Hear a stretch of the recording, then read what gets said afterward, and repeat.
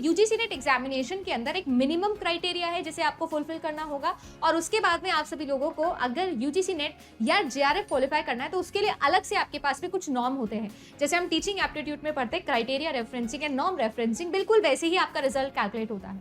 सबसे पहला क्राइटेरिया आपको ये क्वालिफाई करने के लिए चाहिए होता है कि मिनिमम भी आपके 40% टोटल नंबर आए। नहीं समझ में आया तो चलिए थोड़ा सा एक एग्जांपल के साथ समझते हैं।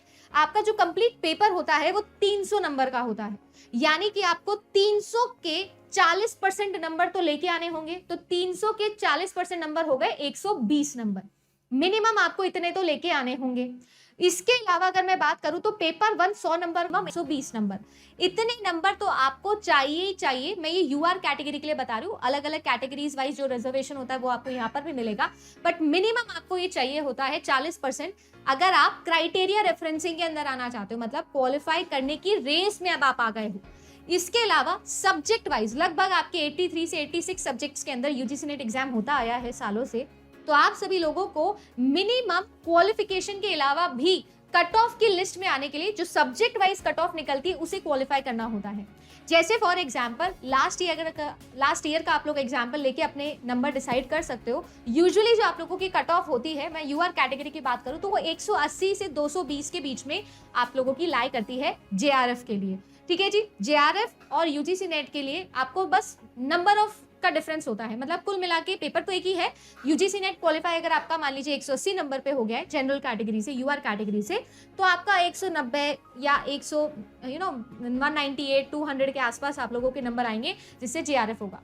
ठीक है, तो ये हो गया आपका नॉर्म रेफरेंसिंग कि उस रेस में तो आप आ गए, 40% मिनिमम तो आप ले आए हो। अब आपको क्या लेके आना है, अब आप लोगों को कट ऑफ के आसपास नंबर लेने हैं, कट ऑफ के पार नंबर आपको लाने होंगे, तब आप नॉर्म रेफरेंसिंग में आओगे और फिर आप लोगों की परसेंटाइल बनेगी। अब बात कर लेते हैं पेपर के पैटर्न के ऊपर। तो पेपर का जो पैटर्न है वो बिल्कुल सेम चल रहा है, ठीक है, जब से एनटीए कंडक्ट कर रहा है 2018 से। पेपर 3 घंटे का होता है, लगातार होता है, कोई बीच में गैप नहीं होता है। पेपर 1 होता है और पेपर 2 होता है। पेपर 2 होता है आपके सब्जेक्ट का और पेपर 1 होता है जनरल। जो पेपर 2 है आप सभी लोगों का, उसके अंदर टोटल आपके पास में 100 सवाल आते हैं, और जो पेपर 1 है उसके अंदर टोटल 50 सवाल आते हैं, और ये जो दोनों है टोटल मिलके हो जाता है 150 सवाल। और हर क्वेश्चन है आपके पास में 2 नंबर का, यानी टोटल नंबर आपके हो जाते हैं 300। 300 नंबर का पेपर है, 150 आपके पास में क्वेश्चन आएंगे, और आपके पास में 180 मिनट का समय है बिना किसी गैप के। 180 मिनट मतलब 3 घंटे आप लोगों के पास में यहाँ पर होने वाले हैं विदाउट एनी ब्रेक। पहले इससे पहले ब्रेक होता था जब 3 पेपर्स होते थे, बट अब ऐसा नहीं है 2018 से, जब से एनटीए ने इस पेपर को लिया है। ठीक है जी, पेपर 1 जनरल है, सभी के लिए कॉमन है, और पेपर 2 जो है वो सब्जेक्ट स्पेसिफिक है, जो आप जो भी सब्जेक्ट भरोगे उसी का आप लोगों का पेपर। फिलहाल कि मैम इस एग्जामिनेशन का मीडियम क्या रहता है, तो मीडियम में हर बार कंफ्यूजन रहता है, क्योंकि एनटीए हर बार मीडियम में कुछ ना कुछ करता रहता है, बट आप लोग बेफिक्र रहिए, कोई इशू नहीं है। पेपर जो है वो ऑनलाइन होगा।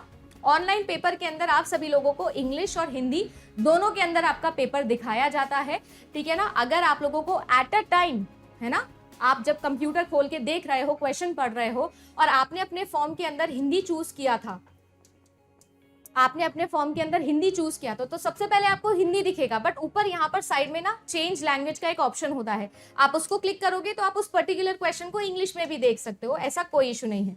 ऑल्दो एनटीए ने अपने इंफॉर्मेशन बुलेटिन में लिखा है कि ऐसा होगा अगर आपने हिंदी चूज किया है अपना फॉर्म फिल करते समय, बट अगर आपने इंग्लिश चूज किया है अपना फॉर्म फिल करते समय, तो आप सभी लोगों को एग्जामिनेशन के अंदर चेंज ऑप्शन जो है वो नहीं मिलेगा, चेंज लैंग्वेज का ऑप्शन नहीं मिलेगा।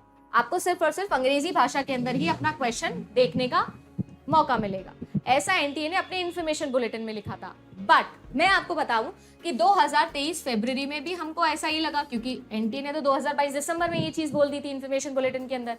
बट 2023 फरवरी में जब बच्चा पेपर देके आया और जिन्होंने इंग्लिश लैंग्वेज चूज करी थी फॉर्म फिल करते समय भी, उनको भी ये ऑप्शन दे दिया गया था, तो कोई इशू नहीं थी। आप हर क्वेश्चन को इंडिविजुअली हिंदी और इंग्लिश दोनों में देख सकते हो, कोई इशू नहीं है। 2022 की अगर मैं बात करूं, जो अक्टूबर में पेपर हुआ था, उसमें तो एक ही पेज के ऊपर हिंदी और इंग्लिश ऊपर नीचे लिखी आ रही थी, जिसकी वजह से स्क्रॉलिंग का बड़ा प्रॉब्लम हो रहा था। उसे सुधारते हुए फरवरी के अंदर जो एग्जाम हुआ उसमें आप लोगों को एक बारी में स्क्रीन पर एक ही लैंग्वेज दिखाई दी जाएगी, या तो इंग्लिश या हिंदी, जो आपने पहली प्रेफरेंस भरी है वो दिखाई जाएगी।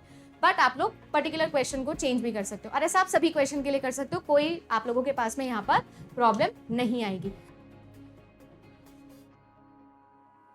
अगर मैं बात करूं पिछले 2 से 3 साल के पेपर्स की, तो एनटीए ने पेपर 1 का जो लेवल है वो बहुत ही ज्यादा इंक्रीज कर दिया कंपैरेटिवली पेपर 2 से।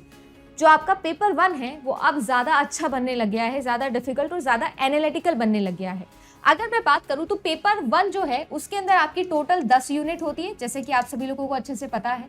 टाइप ऑफ क्वेश्चन में ज्यादातर आप लोगों के एमएसओस पूछे जाते हैं, मल्टीपल सिलेक्शन ऑप्शन वाले क्वेश्चन, स्टेटमेंट असर्शन वाले क्वेश्चन, आप लोगों के मैच द कॉलम वाले क्वेश्चन, आप लोगों के स्टेटमेंट वाले क्वेश्चन, और साथ ही साथ आप सभी लोगों के लिए फिर बचे हुए जो क्वेश्चंस होते हैं वो नॉर्मल आप लोगों के जो एमसीक्यू पैटर्न क्वेश्चन होते हैं ये पूछे जाते हैं। तो ये कुछ इस टाइप्स ऑफ क्वेश्चन है जो आप लोगों से एग्जाम में पूछे जाते हैं। 10 यूनिट है और बहुत ही अलग अलग वास्ट यूनिट है जो आप लोगों के कोर्स के अंदर है।